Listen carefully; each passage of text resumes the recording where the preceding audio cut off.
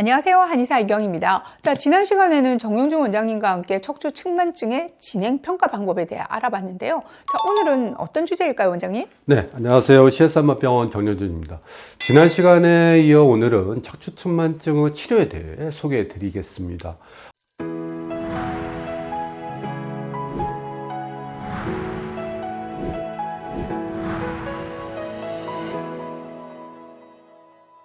치료에 들어가기에 앞서 척추 측만증의 현황부터 한번 살펴볼까 하는데요.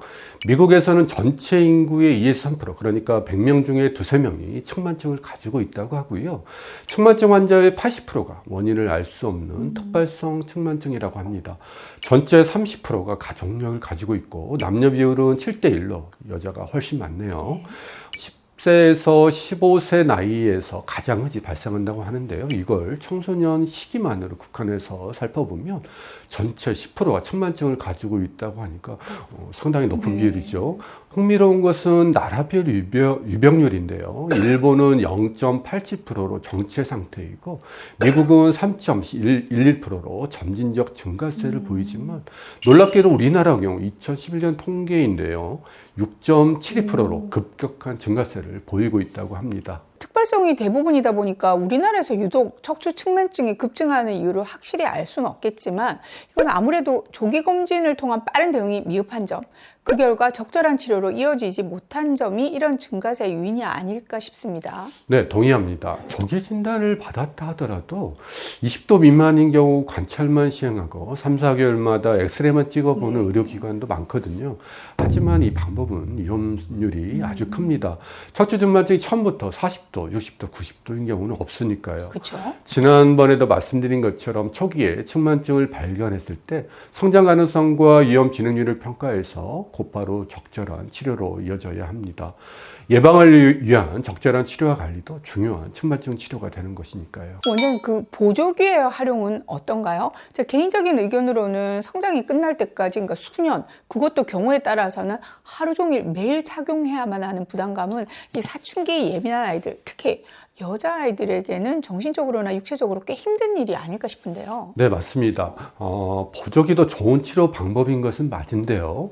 2차원적인 교정에만 목표를 두고 제작되었던 과거의 보조기 한계를 극복하고 최근에는 유럽을 중심으로 3차원적인 보조기의 개발과 연구를 통해서 각도 개선 이상의 효과가 보고되고 있습니다만 방금 원장님 말씀처럼 활용이 어려움이 꽤 있습니다. 또 다른 치료 방법으로 정형외과적 수술이 있는데요.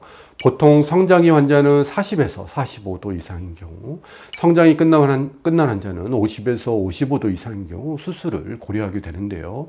중증의 척추 측만증 수술은 사실 최후 수단이라고 할 수 있습니다. 척추 휘어짐이 심각한 수준에 이르면 수술이 유일한 해결책이겠지만 어린 나이에 척추 유압수 수술은 그에 따른 부작용도 많이 발표되고 있는 것도 사실입니다. 네, 그런 점에서도 심각한 측만으로 진행되지 않게 조기 검진과 비수술적 치료법으로 증상을 완화하는 노력이 최우선이라는 결론이 나옵니다. 자, 그렇다면 진행을 늦추는 지속적인 관리가 필수일 텐데요. 운동치료가 아무래도 중요하겠죠? 네, 사실 척추 측만증은 운동적 접근도 역사가 오래되었는데요. 척추의 유연성을 위한 운동법이나 내발기기 운동법 등 많은 운동들이 척추 측만증의 각도 감소를 위해 고안되었지만 만족할 만한 결과를 내지는 못했고요. 최근 필라테스나 요가를 통해 자세 교정도 많이 시도되고 있으나 성과는 미흡한 상태입니다. 더구나 척추 측만증은 신체적인 특징을 정확히 이해하지 못하고 무리한 동작을 취하게 되면 각도를 더욱 악화시킬 수 있으므로 정확한 진단하에 전문적인 치료가 필요한 영역이라고 할 수 있겠습니다. 소소트 가이드라인에 따르면요, 척추 측만증이 좋아질 수 있는 운동은 오직 척추 측만 특화 운동뿐이라고 강조하면서 관련 운동법을 제안하기도 하는데요. 물론 SSD 운동 효과에 대한 논란이 있는 것도 사실입니다만 여러 논문에 따르면 그 효과가 다각도로 입증되고 있습니다. 특히 슈루스 운동 치료는 특화 운동 중 가장 역사가 깊고 그만큼 많은 연구 결과를 가지고 있죠. 저희 병원에서도 침, 약침, 도수치료와 함께 척추 측만증 치료 메뉴로 한 파트를 차지하고 있고요. 슈로스 운동 잘 모르시는 분들을 위해서 좀 설명 부탁드릴까요? 이름에서 알 수 있듯이요. 1920년대 독일의 카타리나 슈로스가 개발해서 3대에 걸쳐 진일보시킨 운동법인데요. 척추증만증의 3차원적 변형을 교정하는 데 초점을 맞추고 있습니다.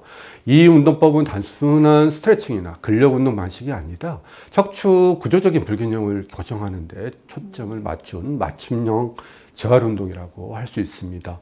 가장 특징적인 방법이 바로 회전 교정 호흡법이라고 불리는 특별한 호흡을 통해 휘어진 척추를 교정하는 방법이라고 할 수 있습니다. 저희 CS에서 진행하는 과정을 보니까 이 환자의 척추 측만증 유형에 맞춰서 개별적으로 운동을 진행하던데요. 근력 강화와 신체 균형 회복뿐만 아니라 자기인식 훈련 과정까지 인상적이었습니다. 자, 슈로스 운동에 대해서는 다음 기회에 구체적으로 운동 진행 과정을 보여주시면 더 좋을 것 같은데요. 자, 운동 치료와 함께 병행하면 좋은 치료 또 있죠? 네, 척추 측만증은 비대칭에 의한 밸런스 교정을 위해 침과 고주파 치료를 통한 심호흡연료법, 그리고 약침과 도침 치료를 통해 혈액순환을 개선하고 긴장된 근육과 조직을 이완시켜 주는 것도 효과적입니다. 또 반대로 구조적으로 틀어져 약해진 부위의 조직은 매선을 통해 강화하는 치료도 있죠.